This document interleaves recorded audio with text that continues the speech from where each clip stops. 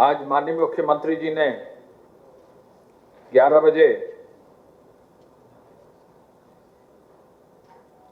जो टीम 11 है उसकी बैठक की। आज मई दिवस है।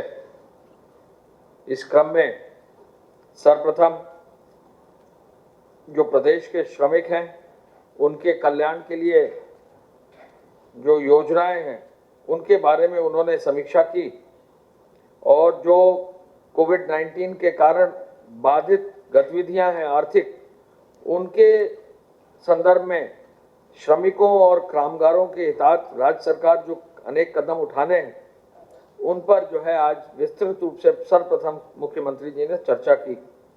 आपको मालूम है आज 4:30 बजे माननीय मुख्यमंत्री जी सभी ऐसे श्रमिकों से जिनसे जो है वीडियो कॉन्फ्रेंस से कनेक्शन मिलेगा, उनसे ऐसे लोगों से जो है आज पुनः वो चर्चा करने जा रहे हैं और उनसे जो है वार्तालाप भी करेंगे और श्रमिक दिवस के अवसर पर जो राज्य सरकार की योजना के अंतर्गत जिन जिन लोगों को लाभ मिला है उनके खातों में धनराशि गई है उनसे जो है इंटरेक्शन आज 4:30 बजे शाम को होगा। मुख्यमंत्री जी ने कहा कि अब तक दिल्ली से लगभग 4 लाख प्रवासी श्रमिक और कामगार, हरियाणा से 12,000 से अधिक श्रमिक आए हैं, अन्य राज्यों से भी श्रमिक आ रहे हैं, तो इनकी वापसी भी चरणबद्ध रूप से हो रही है। इस पर भी उन्होंने आज विस्तृत चर्चा की। मुख्यमंत्री जी ने ये जाना कि आज मध्य प्रदेश से लगभग 155 बसों से 5,259 हमारे श्रमिक भाई जो हैं आए हैं, वो हमारे प्रदेश में आ चुके हैं, कुछ ही जनपदों में अब पहुंच रहे हैं और विभिन्न जनपदों में उनको रिसीव करके उनके पुनः मेडिकल चेकअप किया जा रहा है। 155 बसों में और इसके साथ ही लगभग 50 बसों में उत्तर प्रदेश में जो मध्य प्रदेश के हमारे श्रमिक थे क्वारंटाइन सेंटर्स में, लगभग 1341 लोग मध्य प्रदेश चले गए हैं। तो मध्य प्रदेश से जो आदान प्रदान होना था वो आज पूरा हुआ। उसकी भी माननीय मुख्यमंत्री जी ने समीक्षा की और कल जो है राजस्थान और उत्तरांचल से जो है श्रमिकों का जो है आदान प्रदान होगा। राजस्थान से लगभग 6,500 से अधिक श्रमिक आएंगे। राजस्थान के कम श्रमिक हमारे प्रदेश में हैं। उत्तरांचल के करीब 1,500 श्रमिक हैं जो हरिद्वार और बरेली से जो है लाए जाएंगे हमारे प्रदेश में। तो आज श्रमिक दिवस के अवसर पर मुख्यमंत्री जी ने श्रमिकों के संदर्भ में, उनकी वापसी के संदर्भ में बहुत ही विस्तृत समीक्षा की। उनका कैसे स्वास्थ्य परीक्षण हो, उनका कैसे जो है डेटा कलेक्ट हो, उनका नाम, पता, मोबाइल नंबर और विवरण रखा जाए और फिर कैसे जब वो जिले के क्वारंटाइन सेंटर से होम क्वारंटाइन में जाएंगे तो वहाँ कम्युनिटी किचन कैसे चालू किया जाए, शौचालय कैसे व्यवस्थित की जाए और सुरक्षा कैसे की जाए, इस पर भी जो है आज उन्होंने समीक्षा की। आपको मालूम है कि हर व्यक्ति जो क्वारंटाइन सेंटर से होम क्वारंटाइन में जाता है तो उसको खाद्यान्न का एक पूरा पैकेट दिया जाता है जिससे कम से कम 1 हफ्ते तक का उसके पास राशन की सामग्री रहे, भरपेट भोजन उसको क्वारंटाइन सेंटर पर मिले। इसकी भी आज उन्होंने समीक्षा की। उन्होंने, मुख्यमंत्री जी ने यह जरूर कहा है कि स्वास्थ्य परीक्षण में कोई कमी नहीं होनी चाहिए। उन्होंने ये जरूर कहा है कि घर पर होम क्वारंटाइन में 14 दिन वो घर पर भी जरूर रहे। ऐसे श्रमिकों को, कामगारों को जो है व्यवस्था जब होम क्वारंटाइन में रहे तो वहाँ पर कम्युनिटी सर्वेलेंस भी रहे, वहाँ पर वॉलंटियर्स भी रहे, ग्राम प्रधानों को भी फोन किया जाए और यदि वो शहरी क्षेत्र है तो उनके जो वार्ड मेंबर्स हैं उनको भी फोन करके हालचाल भी लिया जाए और पूरा जो उसका एक नॉर्म है उसको फॉलो करने का कार्रवाई भी की जाए। प्रदेश को बॉर्डर को सील करने का, सीमावर्ती क्षेत्रों में सतर्कता बरतने का निर्देश उन्होंने दिया है।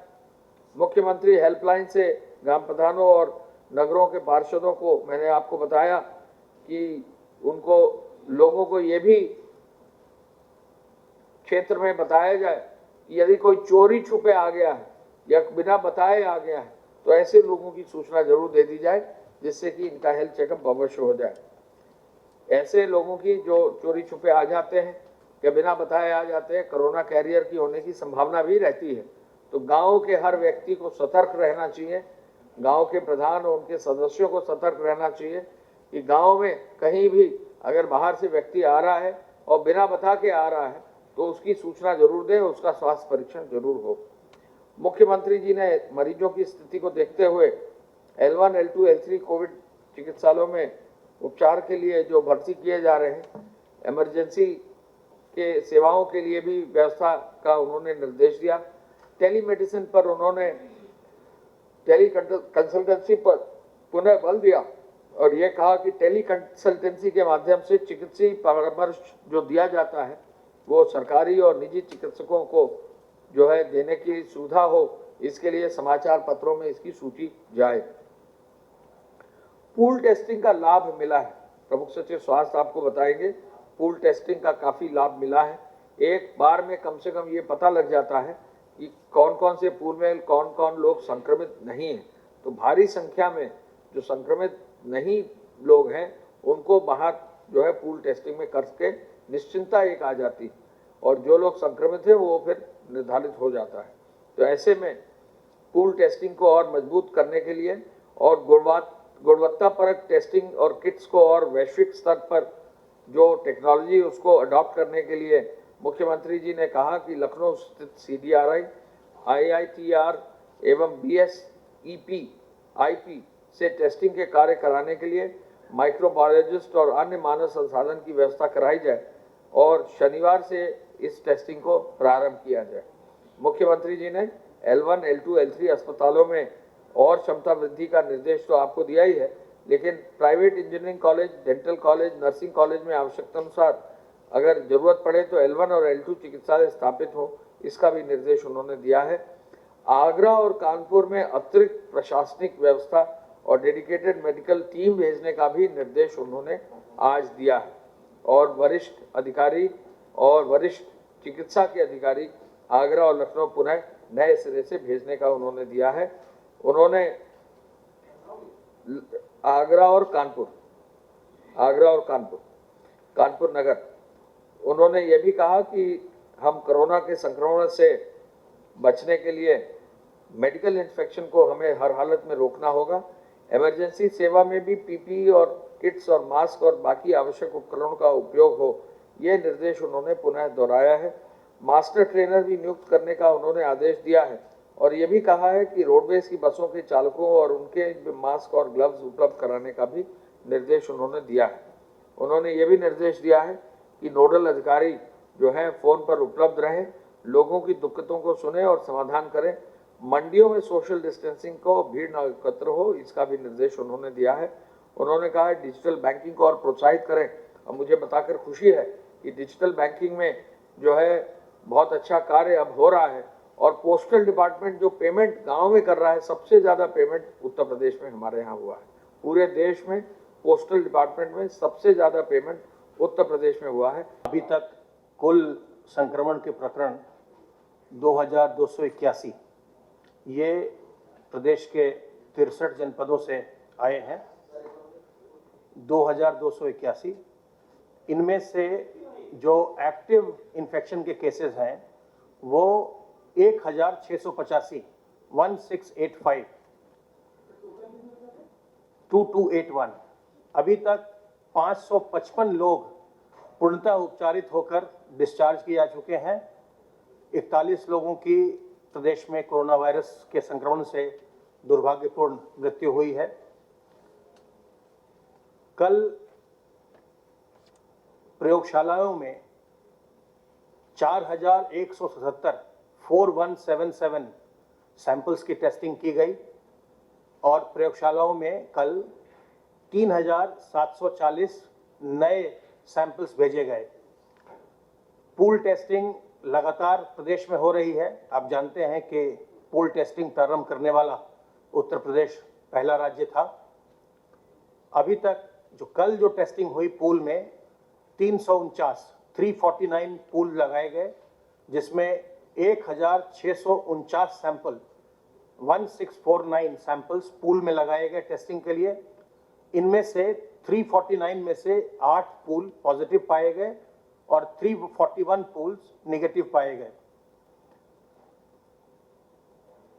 दो तीन बातें जो आपके माध्यम से मैं कहना चाहता हूं। Negative 341, 8 pool, 8 pools positive. आपके माध्यम से आपके माध्यम से जो डिस्ट्रिक्ट्स हैं जहां पूल पॉजिटिव पाए गए थे वो उसी में इंक्लूड हो जाता है जिसमें इन्फेक्शंस आते हैं, जो हमारे दिल्ली की लिस्ट आपको मिलती है शाम में। मेरठ, गाजियाबाद, अलीगढ़, एटा और बरेली में पूल्स पॉजिटिव पाए गए थे। तो आपके माध्यम से जो मैं दो तीन महत्वपूर्ण बातें बताना चाहता हूं। एक तो ये कि ये जो बीमारी है ये संक्रामक बीमारी है, इसमें कोई स्टिग्मा नहीं है। ये संक्रामक बीमारी जाति, धर्म, मजहब कुछ नहीं देखती, ये किसी को भी हो सकती है। इसलिए जब ये अगर किसी को लक्षण आते हैं तो बिल्कुल न घबराए और तत्काल वो स्वास्थ्य केंद्र में आए, अपना जांच कराए और प्रदेश सरकार के द्वारा इसकी चिकित्सा की सुविधा निःशुल्क उपलब्ध कराई जा रही है, जांच की सुविधा और इसके चिकित्सा की सुविधा। इसलिए जितनी जल्दी आप आएंगे, जितनी जल्दी आपको लक्षण होते हैं, तत्काल आप सहायता लीजिए, स्वास्थ्य केंद्र में आइए और जो हमारा हेल्पलाइन है स्वास्थ्य विभाग का, वहाँ फ़ोन करिए 1800 180 5145 1800 180 5145। जितनी जल्दी आप अपने लक्षणों के आधार पर आप चिकित्सा केंद्र में आ जाएंगे और जितनी जल्दी टेस्टिंग होकर के आपकी बीमारी का पता चल जाएगा, उतनी ही संभावना रहती है कि आप बिल्कुल स्वस्थ हो जाएंगे। इस बीमारी में जिनकी अधिक उम्र भी है, जो लोग 80 साल से अधिक उम्र के भी हैं, वो भी बिल्कुल ठीक होकर के घर जा रहे हैं। जिनको कोमॉर्बिडिटी है वो भी बिल्कुल ठीक होकर के घर जा रहे हैं।